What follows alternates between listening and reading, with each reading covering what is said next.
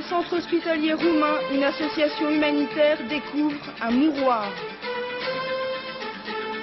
Dans le Nord, une banale opération se transforme en drame, état végétatif pour le malade et inculpation pour l'anesthésiste.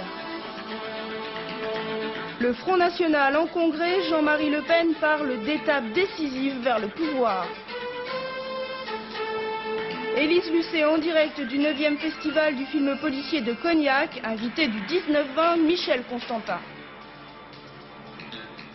Bonsoir, avant le polar, avant la fiction que nous décrira avec gourmandise Élise Lucet en direct de Cognac tout à l'heure, la réalité qui vaut quelquefois tous les scénarios. Cette triste histoire, par exemple, dans le Nord, qu'on pourrait qualifier de bavure. François Laval était encore grand et fort il y a 2 ans à peine. Il était entré dans une clinique pour une opération bénigne. Il se retrouve aujourd'hui sur un fauteuil roulant, dans des conditions pénibles pour lui et sa famille. Motif, erreur d'anesthésie. Reportage de Benoît Gadret de notre station de Lille. Tire-moi la main, je t'en dois. Tire les doigts. Son cœur bat, il respire, mais c'est tout. François Laval est en état végétatif. À 42 ans, il vit dans un centre de cure pour personnes âgées. Il y a 2 ans encore, il exerçait le métier d'ajusteur et partait en vacances à Londres avec sa femme et ses 2 fils. En mars 1988, parce qu'il souffre de colite néphrétique, François Laval entre à la polyclinique de Bois-Bernard, dans le Pas-de-Calais, où l'on décide de l'opérer. Le 25 mars à 14 h, il pénètre dans le bloc opératoire, il en ressortira dans le coma. La cause, un choc anaphylactique, une allergie aux produits anesthésiants. C'est une bavure médicale parce que quand mon mari est entré à la polyclinique, on a signalé qu'il y avait des antécédents allergiques. Il était soigné pour de la bronchite chronique, il faisait de la désensibilisation. Je pense qu'à partir de ce moment-là, quand on signale tout ça, on doit prendre certaines précautions. Aussi, Madame Laval a porté plainte contre X au tribunal d'Arras. Après 1 an d'instruction, l'anesthésiste vient d'être inculpé pour blessure involontaire ayant entraîné une incapacité de plus de 3 mois. Après 6 semaines de coma profond, François Laval a connu un long périple qui l'a mené de Lille aux établissements spécialisés de Berck et enfin le centre de cure de Lens.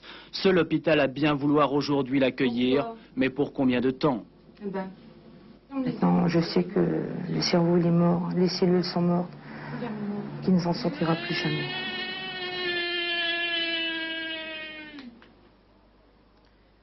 L'immigration et ses conséquences alimentent et alimentera le débat politique pendant de longues semaines, et pas toujours dans la décrispation. Une tension assez forte a régné cet après-midi à Montfermeil, près de Paris. La visite de Harlem Désir dans une école de la ville a provoqué une manifestation. L'association France Debout a voulu protester contre la campagne que mène le président de SOS Racisme contre l'intolérance. Il était accompagné de Jean-Pierre Bloch, président de la LICRA, et de Jean-Louis Rollo, secrétaire général de la Ligue de l'enseignement. Et cet incident a sans doute été évoqué à Nice par le Front National, qui se réunit en congrès et qui proteste contre le fait de ne pas avoir reçu d'invitation à Matignon. Reportage à Nice de Philippe de Cesqui et de Jean Crozier. Si Jean-Marie Le Pen est mis à l'écart des institutions politiques, il n'en revêt pas moins les apparences. Dépôt de gerbes au monument aux morts, rencontre avec le maire de Nice, Jacques Médecin, même si ce dernier refuse que les caméras immortalisent la rencontre. L'exclusion du Front National par la classe politique française, en tous les cas, ne semble pas contrarier outre mesure les militants. Rocard rencontrera tous les leaders politiques sauf Le Pen pour parler immigration. Peu importe, disent-ils. Le RPR et l'UDF refusent toute alliance. Tant pis pour eux, rétorque-t-il. C'est le peuple qui exclut la classe politique. Alors il n'y a pas de problème pour nous. C'est pour ça que nous progressons de jour en jour, malgré l'exclusion de notre parti à tous les niveaux. On nous démolit tellement. Moi j'y crois, alors bon, ça ne me dérange pas. Si nous sommes exclus, nous attendons que le temps travaille pour nous et puis les gens se rendront compte que nous étions dans l'erreur depuis longtemps. Mais cette exclusion ne semble pas être vraiment un obstacle pour le Front National qui, de fait, n'a de cesse de se présenter en victime de la classe politique qui, selon Jean-Marie Le Pen, confisque le pouvoir aux Français. Est-ce que ça ne vous rend pas service, en fait, d'être un peu mis à l'écart par les autres? Peut-être. Un sourire révélateur. Et oui, le Front National tente d'exploiter la relative indifférence que les Français manifestent en ce moment à l'égard des partis politiques classiques. Mais pour ne pas laisser l'extrême droite occuper seule le terrain, les écologistes s'organisent. Brice Lalonde a ainsi décidé de créer un mouvement des Verts. Il a dit aujourd'hui à l'Express, Antoine Wechter n'adhérera pas à ce mouvement Mais Brice Lalonde tient à préciser qu'il accueillera des Français de sensibilités diverses à une condition, qu'ils préfèrent le vert à toutes les couleurs. Airbus traverse une forte zone de turbulence, loin de Paris. Les orages se trouvent en Inde, où Airbus est accusé d'avoir corrompu de hauts fonctionnaires pour obtenir un marché si disputé. Accusation rejetée par la direction d'Airbus, qui doit faire face à une autre turbulence, provoquée cette fois par des pilotes français. Jacques Garnier. Il n'y a aucune raison de faire une modification à l'Airbus A320 si 2 accidents ont endeuillé la mise en exploitation de cet appareil à Absheim en Alsace et à Bangalore en Inde. Dans un premier cas, il s'agit d'une indiscipline et dans le second d'une erreur de pilotage. Ainsi s'est expliqué ce matin Bernard Ziegler, directeur technique d'Airbus Industrie. Cela pour couper court aux critiques des organes de presse et aux attaques de certains pilotes, membres du syndicat national des pilotes de ligne, qui mettent en doute la fiabilité de l'A320. Je suis quand même très frappé de voir qu'il s'agit non pas d'ailleurs de pilotes, mais avant tout de syndicalistes, et surtout uniquement de syndicalistes français. C'est quand même ahurissant de voir que lors d'une émission de télévision en Australie, ayant été incapable de trouver un pilote australien pour critiquer la 320, il a fallu que ce soit M. Asselin, le pilote d'Absheim, qui fasse des commentaires d'ailleurs totalement faux sur la 320. L'électronique de l'A320, appareil ultra sophistiqué, peut être déroutante pour certains pilotes, bien que le taux de régularité de fonctionnement atteigne 98%. Second coup dur pour Airbus Industrie. Le gouvernement indien a accusé hier 2 membres du consortium européen de corruption dans la vente à Indian Airlines d'Airbus A320 pour un montant de près de 10 milliards de francs. L'appareil européen avait été préféré au Boeing 757. Le nouveau Premier ministre indien règle ses comptes avec son prédécesseur. Airbus Industrie rejette en bloc ces accusations. Les 14 Airbus d'Indian Airlines sont interdits de vol. Dans ce feuilleton qui commence, c'est à la diplomatie de prendre le relais. L'Europe centrale retrouve la mémoire. C'est le cas de l'Allemagne de l'Est qui avait fermé les yeux sur les agissements de Staline après la Seconde Guerre mondiale et qui les découvre aujourd'hui, qui nous les fait découvrir sous la forme par exemple d'un charnier. Hitler avait fait un émule. Hervé Dino. À coups de pioche, la RDA exhume aujourd'hui les dépouilles d'un passé communiste peu glorieux. C'est dans cette forêt située à 50 km au nord de Berlin qu'étaient enterrées entre 1945 et 1950 les victimes du camp soviétique de Sachsenhausen. Selon des estimations ouest-allemandes, 15 000 des 50 000 détenus du camp seraient morts de faim, de froid ou de dysenterie. Ces détenus étaient d'anciens nazis mais aussi des adolescents arrêtés sans motif réel par la police secrète de Staline, la NKVD.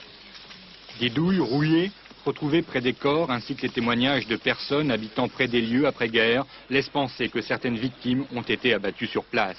Après seulement 2 heures de travaux, les appelés de l'armée est-allemande ont déterré une trentaine de squelettes.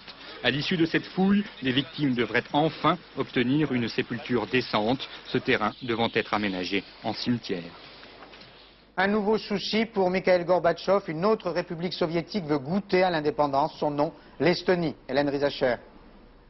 Le Parlement estonien se prononce pour une accession graduelle de sa République à l'indépendance. Les députés d'Estonie ont donc choisi de ne pas suivre la voie lituanienne de déclaration unilatérale d'indépendance. Ils ne veulent pas mettre Moscou devant le fait accompli, ils préconisent l'accession à l'indépendance par le dialogue. Dans ce nouveau Parlement estonien élu il y a 10 jours, les députés nationalistes sont majoritaires, mais les partisans de la déclaration immédiate d'indépendance n'ont pas réussi pour l'instant à imposer leur vue. De plus, la pression des Russes et Ukrainiens d'Estonie est forte, ils représentent plus de 40% du total de la population. Les Estoniens de souche, eux, 60%. Situation différente en Lituanie, puisque les Lituaniens de souche sont largement majoritaires, 80% de la population. C'est donc la méthode modérée qui prévaut en Estonie, méthode amorcée déjà la semaine dernière. Le Parti communiste d'Estonie a décidé de se séparer du PC soviétique, mais séparation à l'essai pendant 6 mois. La démarche est différente, mais l'Estonie suit la voie tracée par la Lituanie, qui reste déterminée malgré les mises en garde de Moscou. Memona Interman a rencontré un Lituanien de passage à Paris. Témoignage. Lituanien, il veut que cela se sache. Alexandras Krasnovas, critique littéraire à Vilnius, directeur de Varga, la plus grosse maison d'édition lituanienne, personnifie bien le caractère de ses compatriotes, calme et obstiné. Demain, il sera de retour chez lui, et il ne croit pas que Gorbatchev aura recours à la force armée. On ne peut pas écraser tout un peuple, faire taire sa volonté d'indépendance. On peut mettre des obstacles au mouvement pour 1 an, 2 ans, mais on ne peut arrêter le sens historique. Les Lituaniens savent qu'ils sont seuls, dit Alexandras Krasnovas. Ils doivent compter sur eux-mêmes, et la discrétion de l'Occident ces jours-ci ne les a pas surpris. Psychologiquement, nous nous étions préparés à une réaction modérée à notre combat. Il n'y avait rien à attendre de l'Occident. Cela ne veut pas dire que nous soyons contents de cette attitude. Nous avons souvent tendance à mettre l'accent sur les problèmes politiques qui se posent dans les pays de l'Est, mais on ne doit pas ignorer les difficultés qu'éprouvent les habitants de ces pays. Difficultés, le mot est faible, trop faible encore.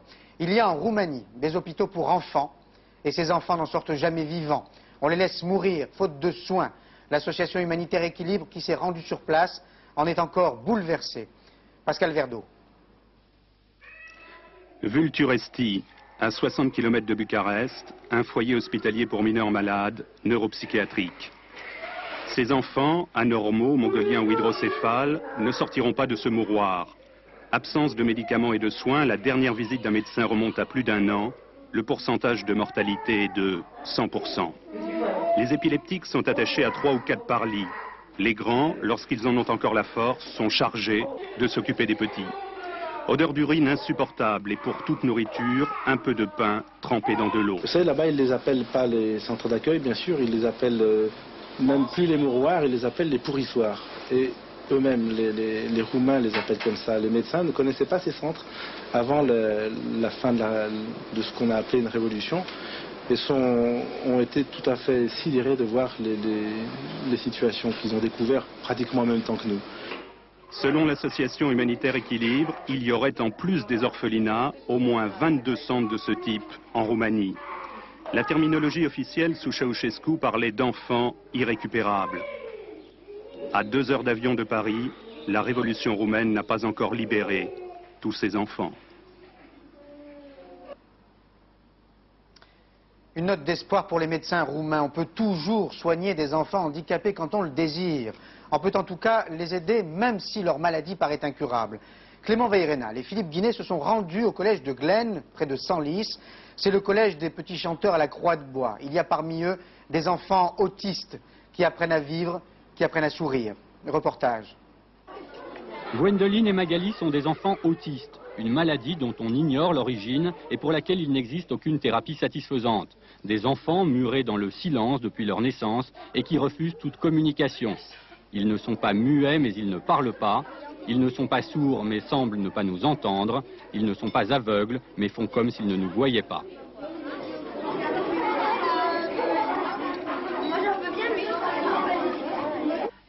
Pour ces enfants, il n'existe en France souvent rien d'autre que l'hôpital psychiatrique. Ici, au collège des petits chanteurs, à la Croix-de-Bois, on a voulu tenter l'expérience et leur offrir une autre solution éducative.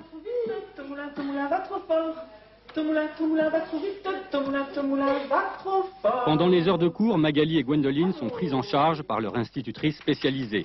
Mais les enfants du collège sont présents. À tour de rôle, pendant une semaine, un petit chanteur devient le tuteur de Magali ou Gwendoline et travaille avec elle sur un exercice proposé par l'institutrice. Maintenant, à côté, voilà.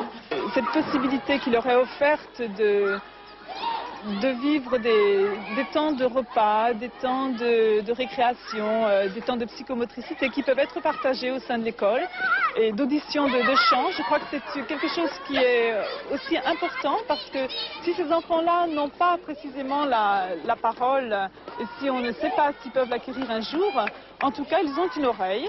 Et c'est vrai qu'on les sent sensibles à cet espace de chant et c'est vrai qu'on a plaisir à aller écouter les enfants chanter au sein de l'école.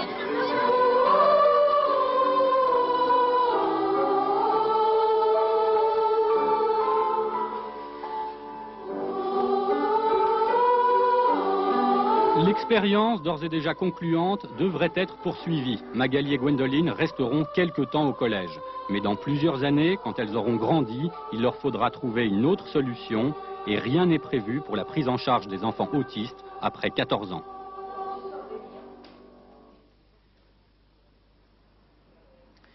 Les autres événements du jour avec Camille Marchand. 24 heures après leur interpellation pour affaire terroriste, Paul Dutournier, ex-maire de Sarre, et Jean-Michel Idiard, curé de cette commune basque, sont présentés devant un juge d'instruction. La police judiciaire tente de vérifier si ces deux hommes sont oui ou non impliqués dans la détention et la libération par l'ETA militaire de l'industriel Aldolfo Vilos Lada.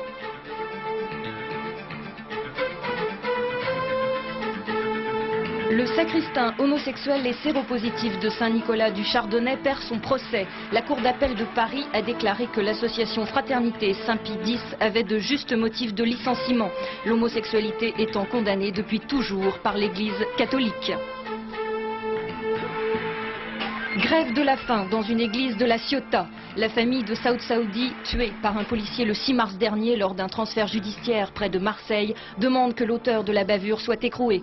D'autres membres de la communauté harkie de Toulouse, Nice et Agen ont également entamé des grèves de la faim. Et le 19-20 se déplace. Il va se rendre maintenant à Cognac où se déroule le 9e festival du film policier. Élise Lucet, c'est une de ses passions. On va donc la retrouver. On va pouvoir se détendre avec vous, Élise, non? Oui, mais ici, la violence, c'est en effet de la détente, mais c'est aussi surtout de la fiction. C'est si bien fait, c'est parfaitement réalisé, parfois si parfaitement réalisé, que l'univers du crime n'est pas toujours très loin. Vous allez me dire que c'est normal pour un festival du film policier. Nous en parlerons tout à l'heure avec notre invité Michel Constantin. Mais même en 90, le polar a gardé ses règles. Crime, violence, vengeance. La preuve, cet extrait de Délit d'innocence, un film américain de Peter Yates, avec Tom Selleck, il est bien sûr présenté ici à Cognac.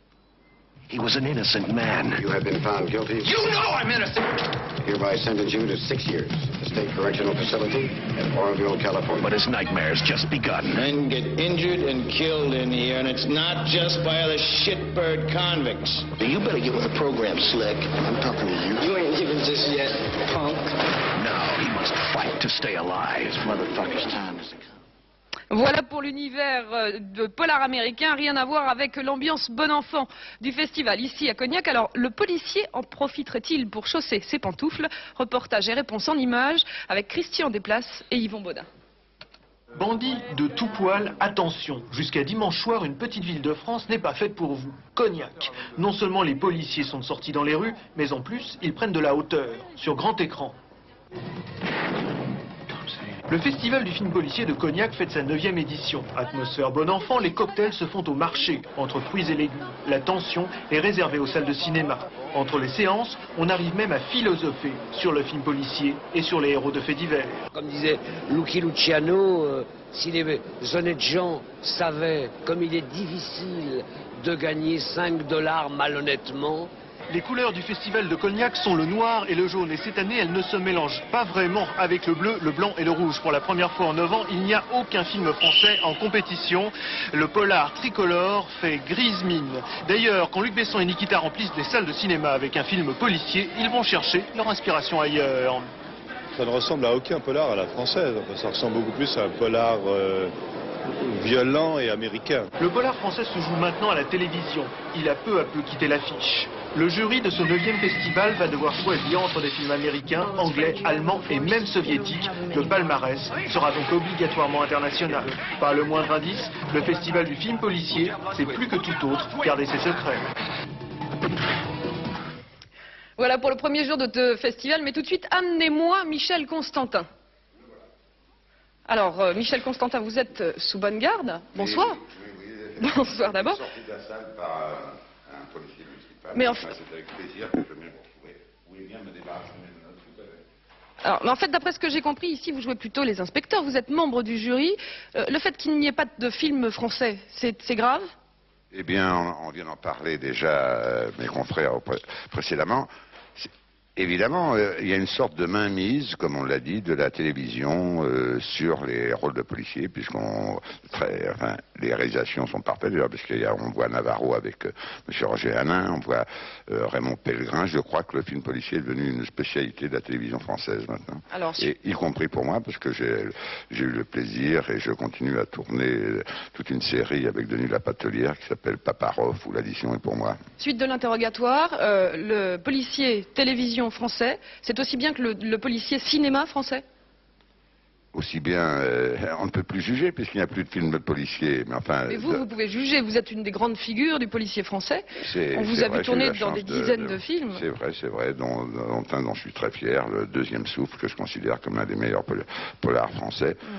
Il est évident que, je dis toujours, à la télévision, c'est une autre conception, car quoi qu'il arrive, on ne gagnera pas des téléspectateurs, alors que lorsqu'on fait un film policier au cinéma, on peut dire qu'on va dépenser 1 million de plus ou 2 millions de plus et on aura peut-être 100 000 spectateurs, alors qu'à la télévision, il y a une enveloppe budgétaire, vous savez mieux que quiconque, et quoi qu'il arrive, il faut la respecter. Donc on a un budget et on taille après dans le scénario si jamais on n'arrive pas à le tourner dans les délais prévus. Alors dernière question, si on dit Michel Constantin, c'est le dernier des tontons flingueurs, vous êtes fâché ou vous êtes flatté? Je suis un peu peiné. D'ailleurs, j'ai reçu dernièrement une lettre, ça m'arrive encore, d'un fan, je sais pas, c'est pas trop prétentieux de lire, en disant, vous qui êtes un des survivants de la génération, parce que c'est vrai, les rangs sont éclaircis ces dernières années, Lino Ventura, Bozuffi, et des tas d'autres ont quitté ce monde, et alors,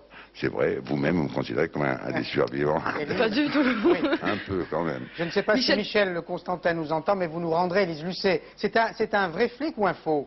Ah, c'est un vrai. Ah, c'est un vrai. C'est pas une histoire de vrai faux passeport, promis. Et le palmarès, c'est pour quand, Élise? Le palmarès, c'est pour dimanche soir, et bien sûr, c'est en direct sur la 3, 19h30, parce que la 3, c'est aussi la chaîne du cinéma. Merci, Élise, et merci, Michel Constantin.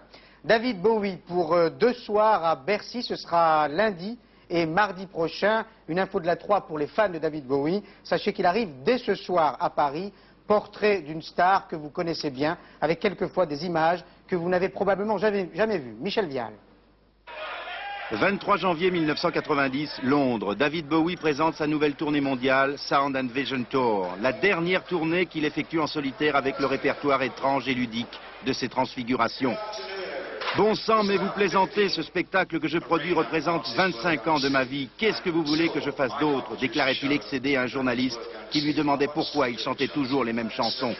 Précisément ces chansons qui n'ont jamais séparé l'homme de ses images, il les interprète sans doute pour la dernière fois en public.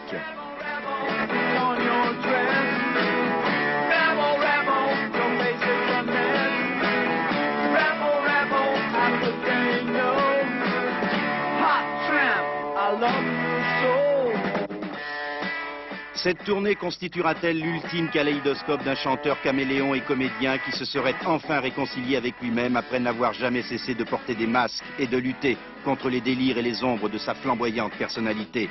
Le spectacle sous toutes ses formes, depuis le mime jusqu'au cinéma, mais surtout la musique, qui a écrit la chronique souvent brillante de ses errances, devrait tôt ou tard amener ce Dorian Gray du rock à jouer enfin son propre rôle, celui d'un homme de goût et d'esprit, même s'il ne guérit jamais de son pessimisme foncier. Avec notre maquillage et nos drôles de vêtements, affirmait-il en effet en 1983, j'ai le sentiment que nous ne faisons que préfigurer quelque chose d'encore plus sombre que nous-mêmes.